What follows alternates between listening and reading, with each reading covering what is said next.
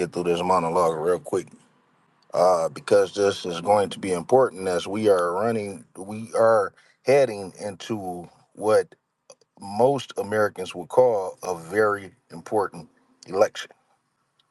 And with that being said, you got one side over here where you got a crazy ass, old ass white man with a crazy, perverted, nasty Jew ish person behind him. On the other end, you got this Indian and Jamaican woman trying to cosplay as somebody auntie, and she is heavily, her interest is what she says is the middle class, which is very important to America. It's the core of America. But she didn't mention nothing about the lower class, and she has made it clear that she isn't going to do anything for Black Americans specifically. She said that years ago. And so when you go through her website, when you go through her policies, she has nothing. When you ask the people, and I've asked on several different posts to hundreds of people, what is Kamala Harris' policy for Black Americans? And I get all types of deflection going towards, well, you don't want Donald Trump in office, because if he get in there, it's going to be destruction. You don't want Donald Trump, and keep going back to Donald Trump. And I've already made up my mind long before that I'm never voting for Donald Trump. So me being against Kamala Harris is not an endorsement for Donald Trump.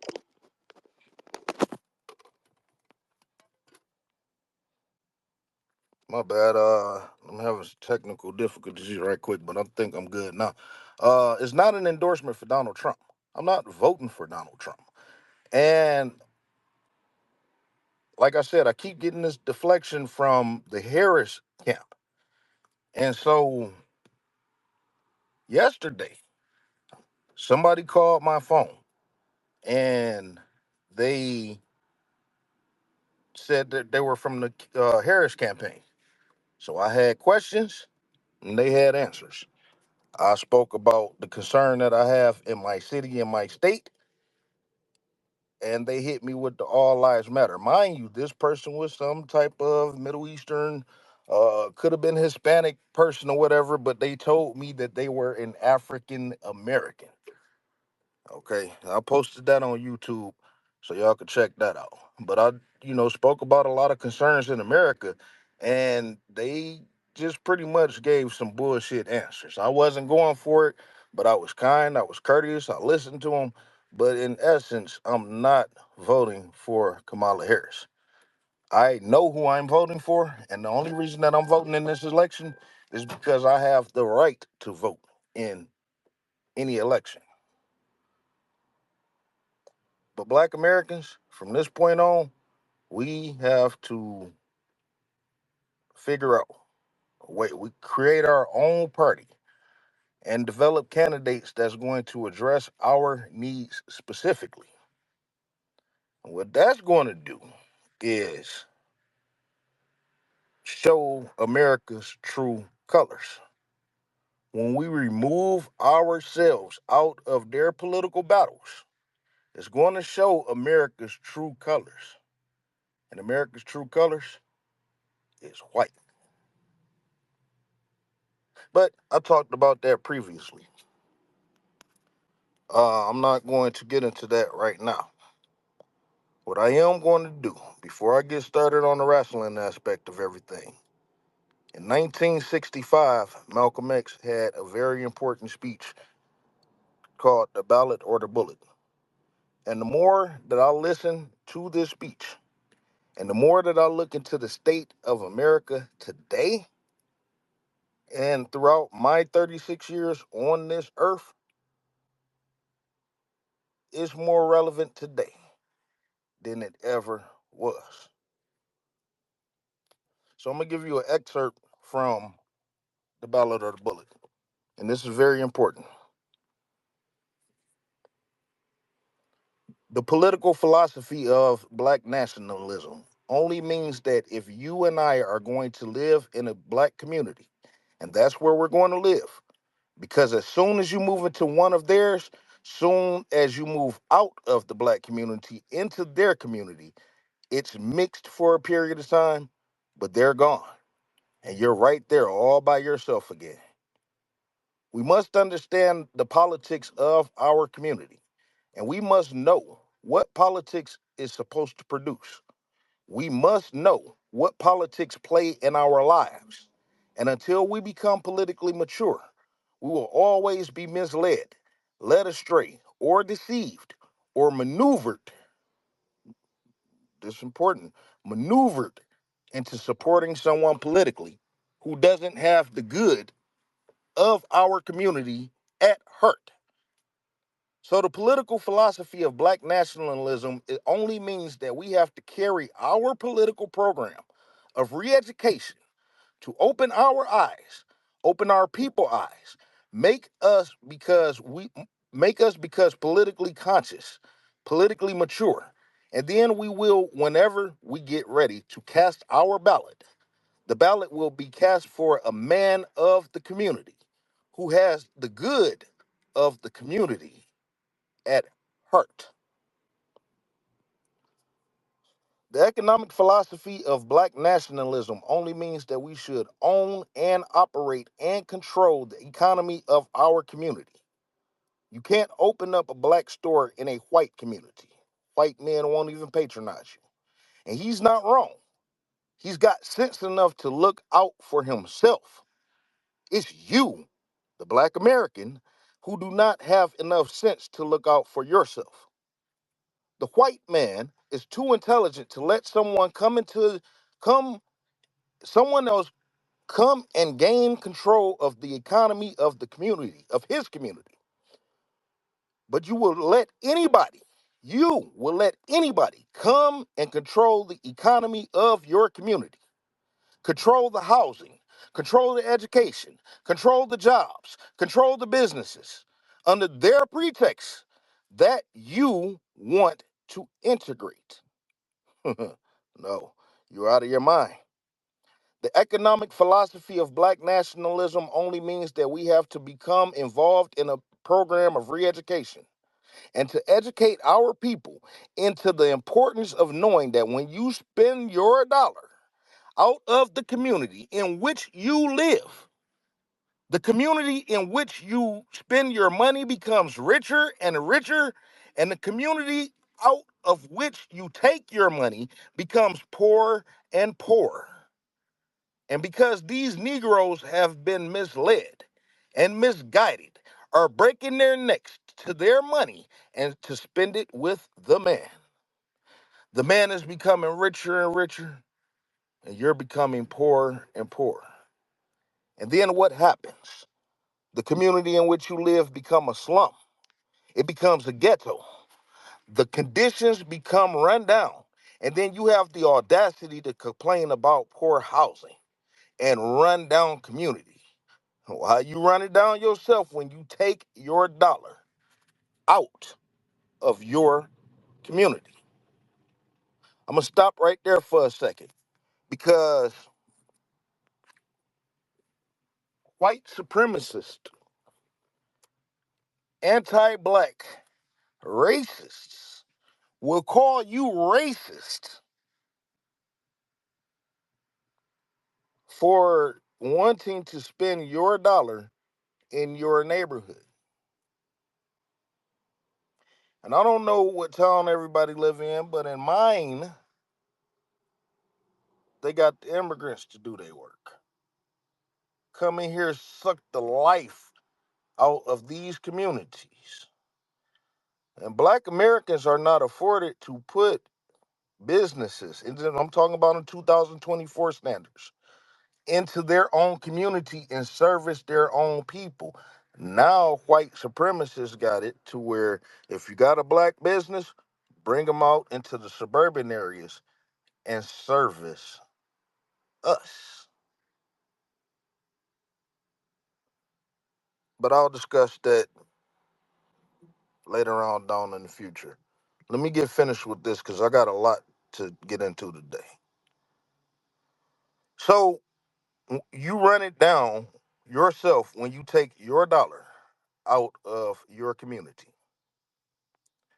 So you and I are in a double trap because not only do we lose our not only do we lose by taking our money someplace else and spending it.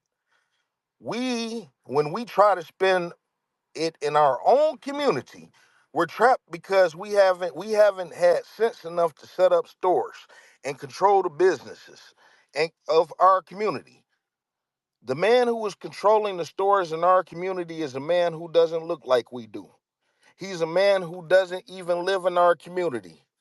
So you and I, even when we try to spend our money in the block where we live or the area in where we live at, we are spending it with the man when the sun goes down, takes that basket full of money to another part of town, and they do not give back for shit. So we're trapped, double trapped, triple trapped. Anywhere we go, we find out that we're trapped. And every kind of solution that someone comes up with is just another trap. But the political and economic philosophy of black nationalism, the economic philosophy of black nationalism, it shows our people the importance of setting up these little stores and developing them and expanding them into larger operations. Woolworth didn't start out big like they are today. They started out with a dime store and it expanded and expanded and expanded until today they are all over the world and all over the country and all over the world. And they getting some of everybody's money. Now this is where you and I, General Motors, the same way. It didn't start out like this. It started out with a little rat race type operation and expanded until today is where it is now. You and I have to make a start, and the best place to start is right here in the community in which we live. So our people not only have to be re-educated in the importance of supporting black business, but the black man himself has to be made aware of the importance of going into business. And once you and I go into business, we own and operate at least the businesses in our community. What we will be doing is developing a situation wherein we will actually be able to create employment for the people in our community. And once you can create employment in the community where you live, it eliminates the necessities of you and me having to act ignorantly and disgracefully boycotting and picketing some cracker someplace else trying to beg him for a job.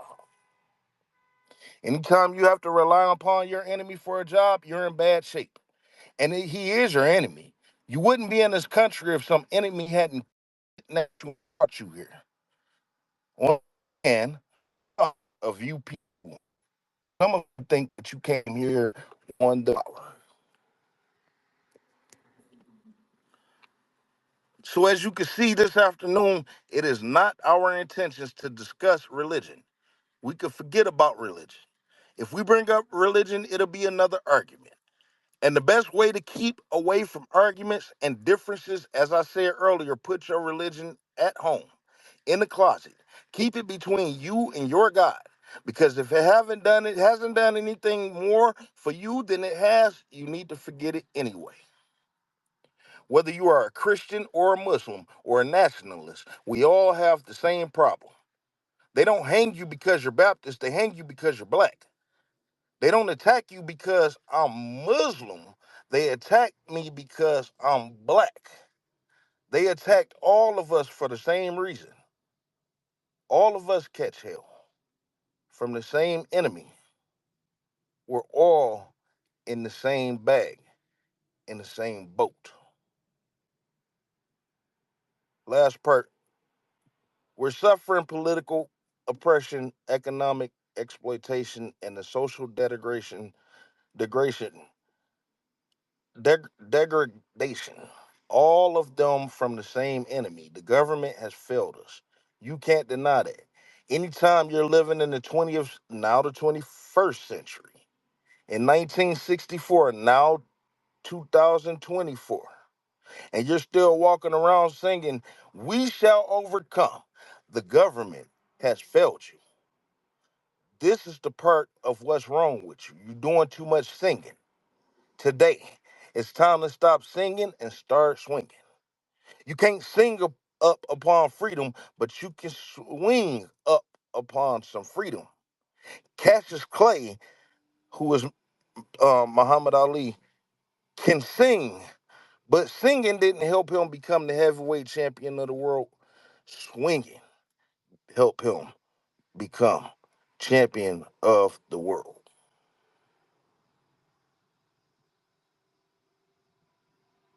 This government has failed us. The government itself has failed us.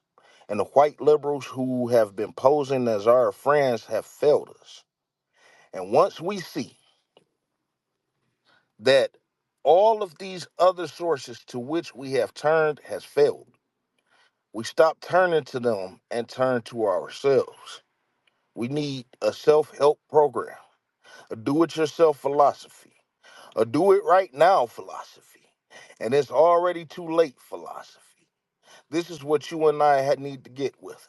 And the only way we're going to solve our problems is with the self-help program. Before we could get a self-help program started, we have to have a self-help philosophy. Black nationalism is a self-help philosophy. And once you change your philosophy, you change your thought pattern. Once you change your thought pattern, you change your attitude.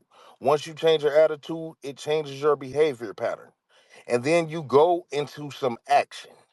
As long as you got a sit down philosophy, you will have a sit down pattern.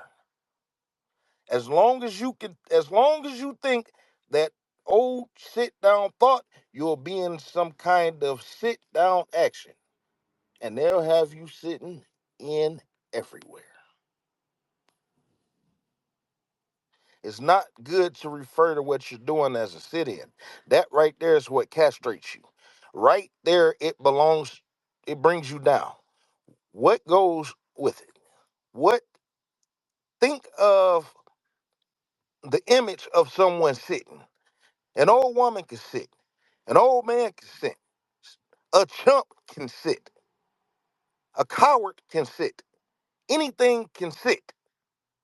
Well, you and I have been sitting for far too long. And it's time for us today to start doing some standing and some fighting to back that up.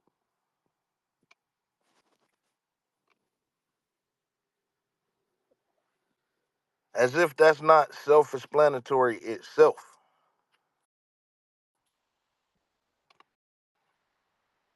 Think, look at ourselves and realize that there is no real love from anybody else as a people toward us as a people.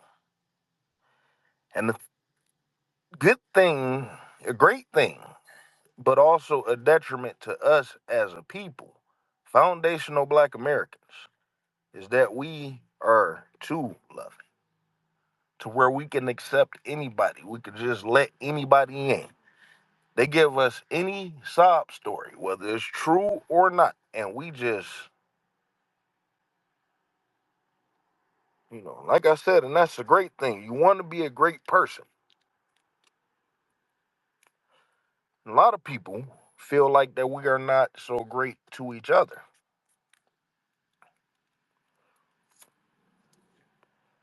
Generally, Black Americans have lived around each other in some of the worst conditions, some of the poorest conditions. I remember talking to a white, and he said, "Oh my God, we were poor too. Da, da, da, da, da." We lived in a rural trailer park, You know what I'm saying? Or trailer. He didn't even say the park. He just said trailer. Trailer in a rural area. As to where black Americans are piled on top of each other in high-rise apartments or 50 houses on one block and they just crammed into each other in the worst conditions.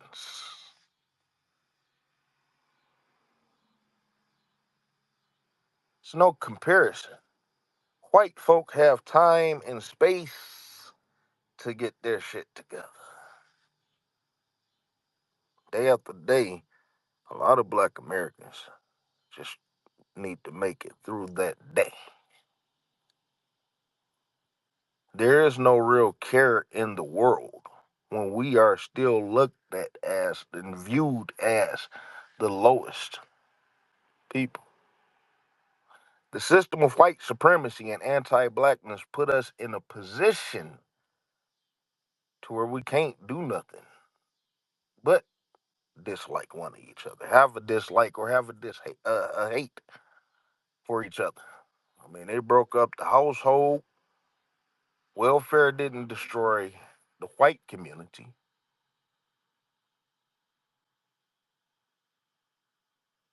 All these things were designed to our detriment. And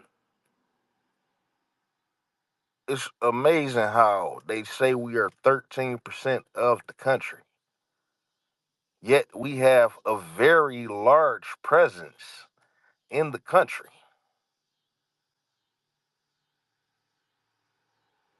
But if they didn't make us a concern, then it shouldn't be a spotlight on us, correct? I don't know how many actual Native American Indians are still on here, but there's no spotlight on them whatsoever.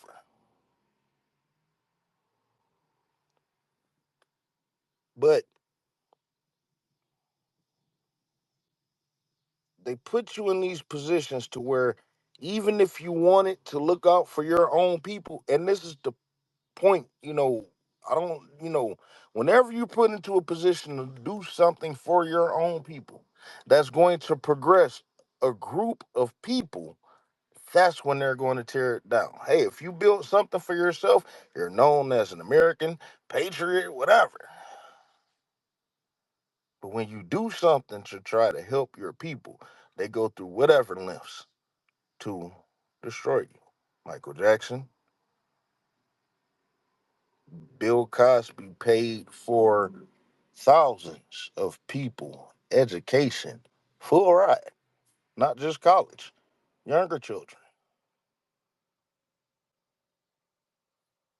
Doing things to build a people. Kobe Bryant, possibly starting his own shoe brand apart from Nike, possibly creating his own basketball league. With his presence, could help rival the NBA at some point. Whenever you put in a position to help a people, they throw something at you, but not even limited to death. As we get ready to wrestle with racism. That went a little longer than I thought, and I got so many things I need to get into.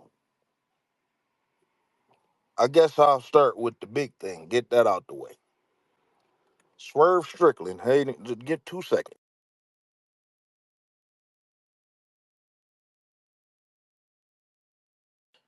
Swerve Strickland versus Brian Danielson for the AEW championship at AEW All In. AEW All In was last Sunday. I didn't order it. I don't watch AEW. They only had one non-mixed foundational Black American wrestling on the entire program, and he was in the main event. And I did watch that match. I found a streaming site that was still up at that time, and I watched that match. And I wasn't expecting this, I know that I give AEW hell, uh, and I stand by that, and I'm going to continue to give AEW hell. And as a result, I know that I give Swerve Strickland a lot of shit because I do feel like he's a token. He's being used as a token, as not a single foundational black American wrestler progressed in AEW under Swerve Strickland since he acquired the AEW championship.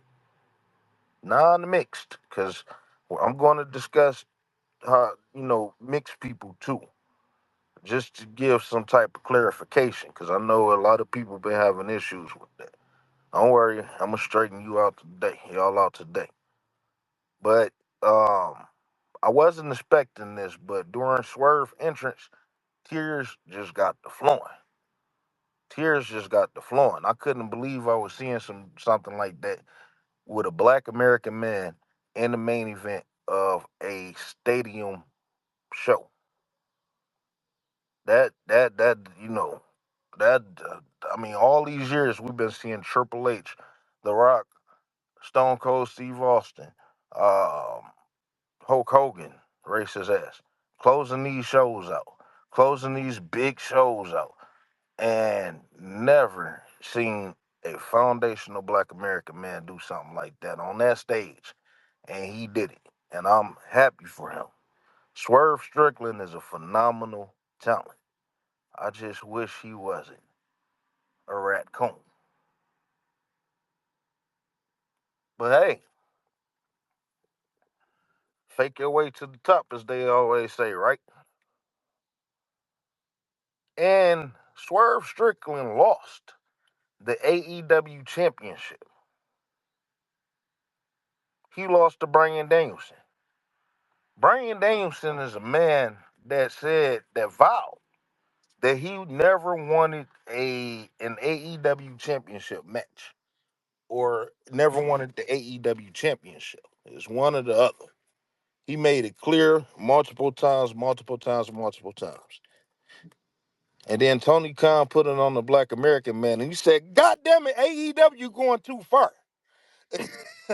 He had to get that shit off of him quick. And I think that they reversed the thing because I laid out with Pecker Tom Ron. And by the way, Pecker Tom Ron is up here. And Ronald, you know you're not even allowed up here. You gone somewhere. You're through. You done made all your points. I'm racist, whatever. Bye. But anyway, but I am interviewing Ronald's father though. I'm gonna find out why he is a bum, you know. And he's in wrestling school right now too. Let's give it to him. He's in wrestling school. Yeah, give him, two thumbs up. And let me get back on point. Um, I laid out all of that in episode with Pecker Tom Ronald. His entire championship run. But I thought they was gonna reverse it. Bryan Danielson was gonna get the first title shot and lose, and then Will Ospreay was gonna win and all in. But the month after Swerve Strickland won the AEW championship, uh, Will Ospreay ended up getting the title match. And Swerve Strickland main evented the pay-per-view. I don't think he main evented the pay-per-view when he won or something like that. Something happened. Did all that triple threat match. So I think this is his second main event. He may have main evented both of those or something. I had to double check. Something happened with Sting or some shit. But anyway, um, and he won. He beat Will Ospreay. I was really concerned that they was going to have him lose because they put all this stuff behind Will Ospreay, and I was happy with that. I'm like, okay. But then a report come out a couple of days later to where Will Ospreay said to the media that he requested to do this match and lose this match because Swerve, so that people don't think that Swerve Strickland, to go against the narrative and shit. Whoa, kayfabe. That just make me say wrestling even more faker than it really motherfucking is, although I already know. You just took all that bite out of Swerve Strickland beating who white folk would call the best wrestler in the world today over Bryan Danielson.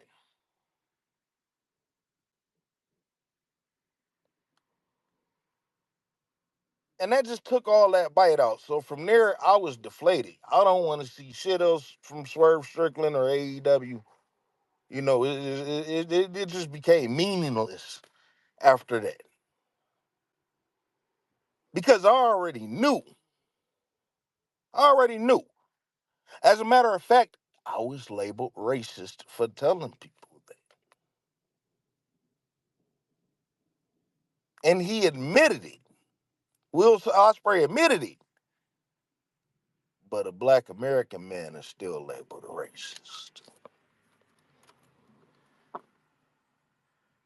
So Swerve Strickland apparently had the worst championship reign out of any other wrestler. They didn't treat him like he was Samoa Joe. They didn't treat him like he was MJF. And, whoever all the other champions was who were not foundational black Americans. They didn't treat him like that. Actually, he lost steam. I believe that he lost steam since he acquired that AEW championship. I noticed that there was less incorporation with Prince Nana. He wasn't as active as he was when Swerve Strickland won the AEW championship.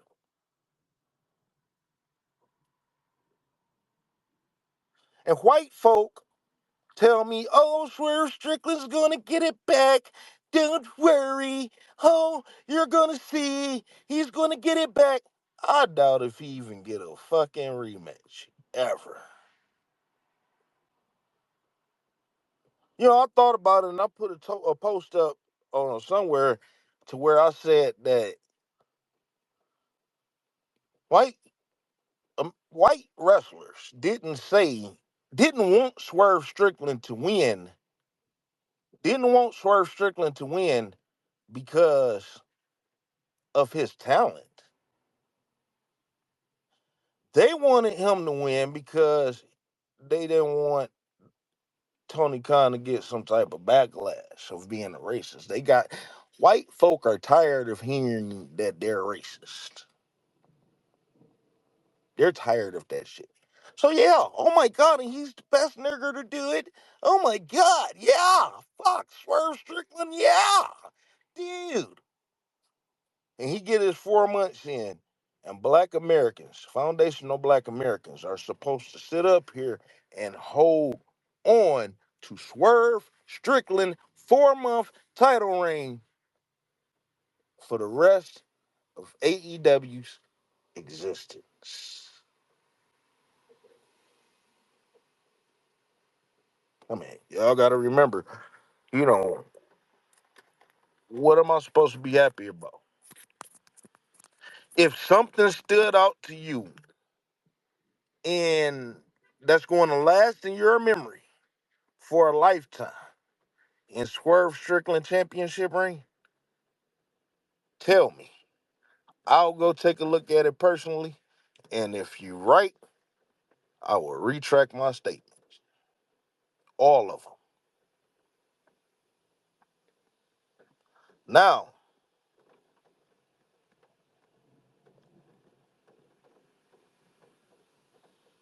Tony Khan cleared his name at least for a few months, right? But I stood on business week after week when I noticed that people like Lee Moriarty and Shane Taylor, who was jobbing before Swerve won the championship, they were on Collision or Rampage every single week, but they were losing, but they were on there every single week in some capacity. A tag team match, a singles match, or it may just be a promo or something, which Shane Taylor and Lee Moriarty is pretty damn good at. They got all the factors in wrestling, they just not being utilized at all. You know, what's the difference between Shane Taylor and Samoa Joe? You probably how they're being booked. I don't know. I don't. Shane Taylor got it. That's what I noticed. I've been watching him for a long time. Well, whatever. He's never, whatever. Um, I've noticed that they have been missing since Swerve won the title. Now, I know that they're alive because they may pop out on this collision or they may pop out on this rampage here and there, but they're not being featured on pay-per-views. And I don't know what's going on in Ring of Honor. I have no idea what's going on in Ring of Honor, so I don't know if they've been down there or not. And when they have been seen on television, again, they're losing. Now, I got white folks sitting up here telling me that Lee Moriarty is a champion in Ring of Honor. They had the big poster. Oh my God, black excellence everywhere. And mind you, I tried to watch Ring of Honor since Tony Khan bought it, but I can't find the channel. I don't, I look, all I got to do is hit search on my shit and boom, ROH, there's no channel. I don't know. So I can't find this Athena or nothing. You know what I'm saying? I can't see Athena work. So she's contracted with AEW, but she's not on AEW television. But whatever, right? So anyway,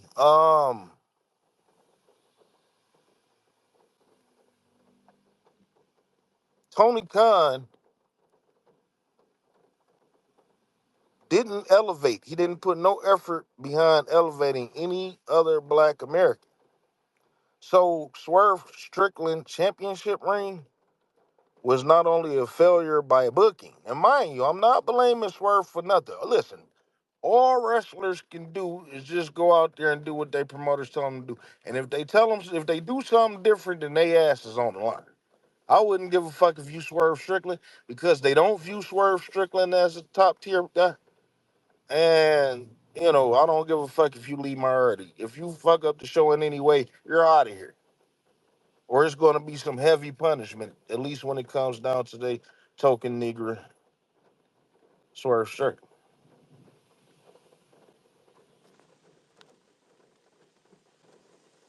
Now, uh,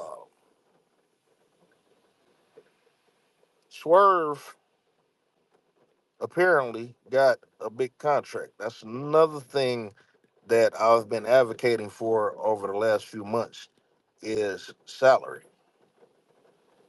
The system white supremacy affects black Americans economically, socially, and politically, but most importantly, economically. And that's part of the speech that I was that I was referring to. You call Swerve Strickland a world champion, but we see that he's not treated like a world champion, but is he paid like a world champion?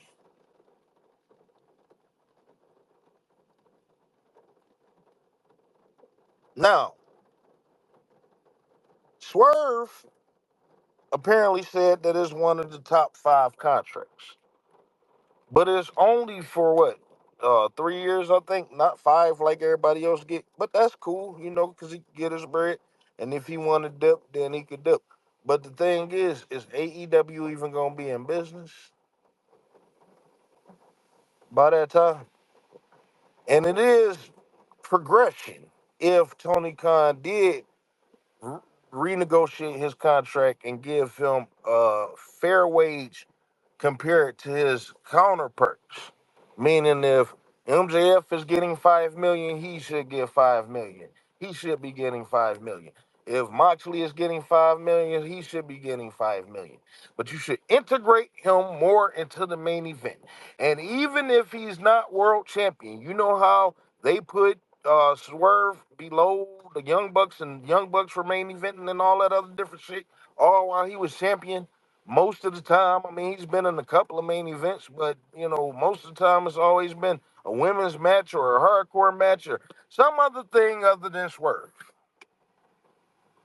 I hope y'all can have that same energy when he's not champion and have him fight Hangman Adam Page in the main event, or fight MJF in the main event, or fight Will Ospreay in a rematch in the main event or something. In between him not having the championship, let him make periodical um feuds, main event feuds, level feuds. So we're going to see how they handle him in the future to see if his championship reign in his contract uh, is genuine, or are you just pandering to clear your name? Tony Khan's name is not clear. It's a shame that no other non-mixed foundational Black American didn't wrestle on the program, the entire program. Last year, Swerve was the only one.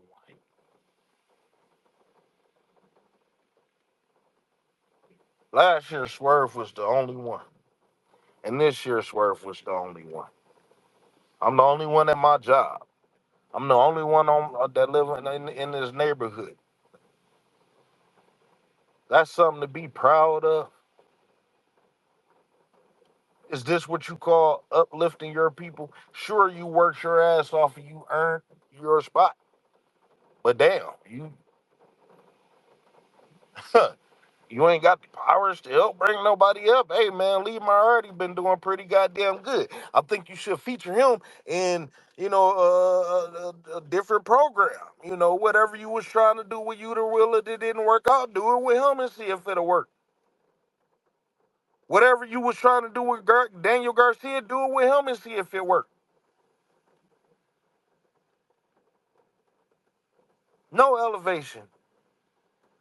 There is no non-mixed foundational Black Americans in the women's division. AEW Women's Championship is more prominent than the TBS Championship.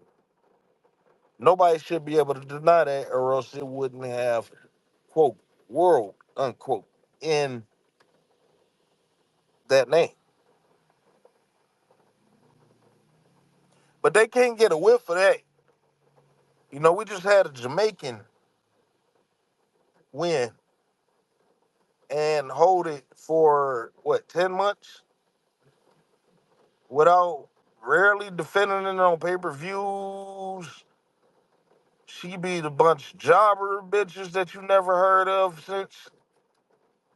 And she fucking, was winning mostly on Rampage and Collision and shit. I don't think Collision was out, so pretty much Rampage.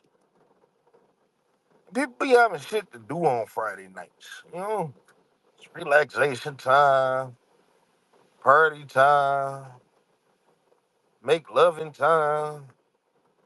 Whatever you choose to do in your lifetime, it usually happens on Friday nights. Generally, you know.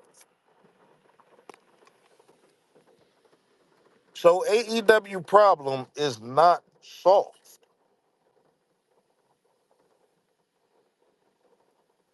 So I got a couple of questions. When do you believe that Swerve Strickland is going to get another championship match? Win, lose, or draw? Second question is, when do you believe that Swerve Strickland will win the AEW championship? If he win it. And again, with the if he win it, how long do you believe that he's going to hold it over the 4 months that he held it for this last time, which went by quickly, or under 4 months?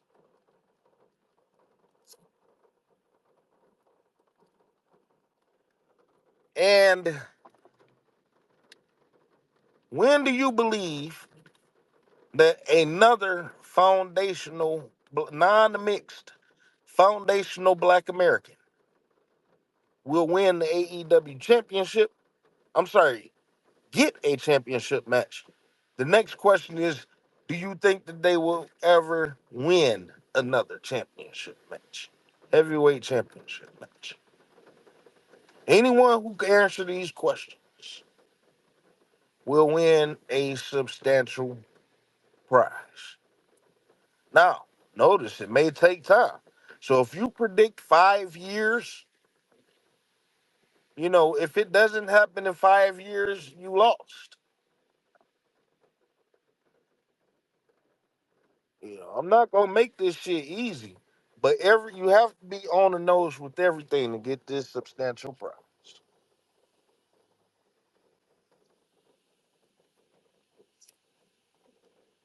Let me move on to mixed people. As I said before, Black Americans are so loving. We are so caring. We take in anybody. We accept anybody. Kamala Harris is she black? She black like me. She black like me. I got a question. What is black? What is black?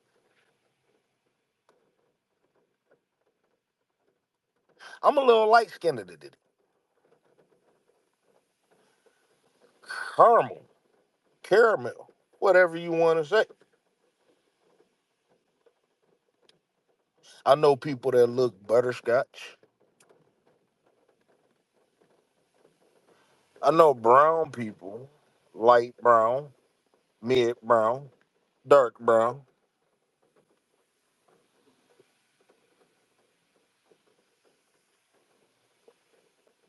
I know charcoal dark people. That's Black Americans. Damn, nigga, you black as shit. Ink spot.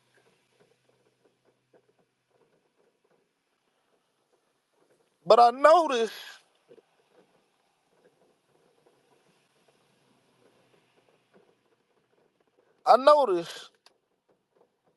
that Black Americans tend to be the only ones that call ourselves black.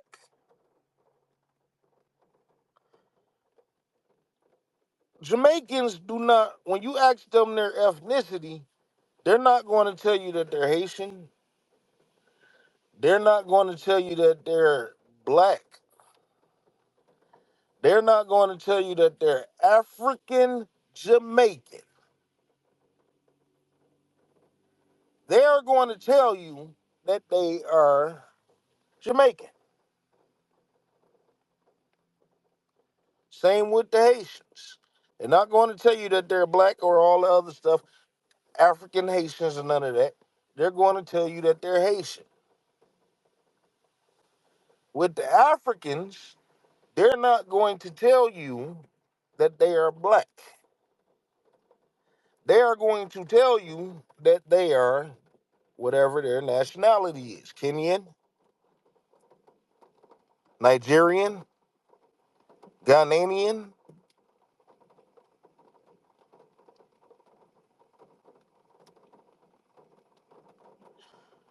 So I'm confused on how y'all use this term black. Because who are you talking about? There are Indian people who are much darker than a lot of what you people call black people.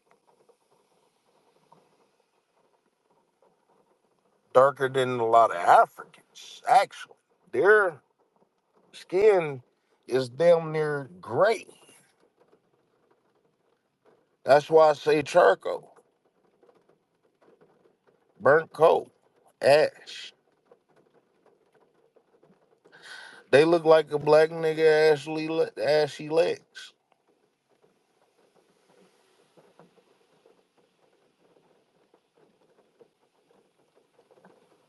So Why do you call them black? Are we all considered that? Like, I don't know what context you're all putting black people in. Black Americans are the only ones who call ourselves black. And that's because our identity was completely stripped away from us during slavery.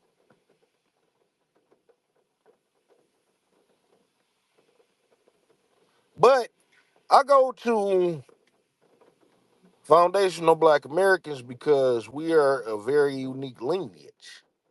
Very unique. Most of us have been on this earth for on this land, on American soil for damn near 500 years. For some, even longer. And our lineage is here. Our culture is here. How can I go back 500 years and say that I'm an African and I don't know anything about Africa? And even if I was to go live there, how can I just conform to their stuff? We created our own culture. Black Americans is us. I'm a Black American.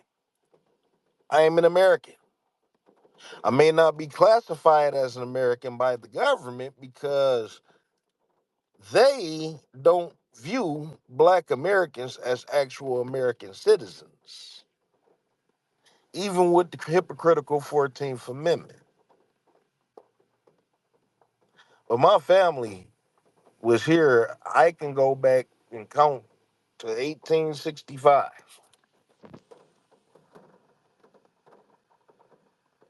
I'm sorry, 75. 1875. Not to mention what was before then, which I'm still trying to discover. None of that leads up to slavery. None of that leads up to Africa. My parents, my grandparents, my great grandparents, my great great grandparents, their parents. I had my great grandma for a long time, and to the day she died in her 90s, damn near 100, she talked about her parents and grandparents. Great memory. And a lot of y'all are the same, foundational Black Americans. I challenge these Pan Africanists and all these people that say, oh, we're the same. Hey, would you go live in Africa? What do they represent you in? What can they represent you in? We are our culture. We do our thing. And ain't nothing wrong with that. But then you come into this mixed situation. And that's where things get tricky. What do we do with our mixed people? They say with black and white, oh, you too colored for white. I'm sorry, you too nigger for white and too white for black. I say that's all depending on, because it's very hard to trust people. Half white, all devil. What standards were you truly raised upon? What values do you have? Is it white values or is it black American values? There are differences. And I don't mean nothing negative. Why everybody want to try to shit on black American values. But there are different. And I say it was depends on who you grew up with. How in tune are you with black American people? Majority does rule. I don't know of people with a great mix of white friends and a great mix of black friends, and they could come together and integrate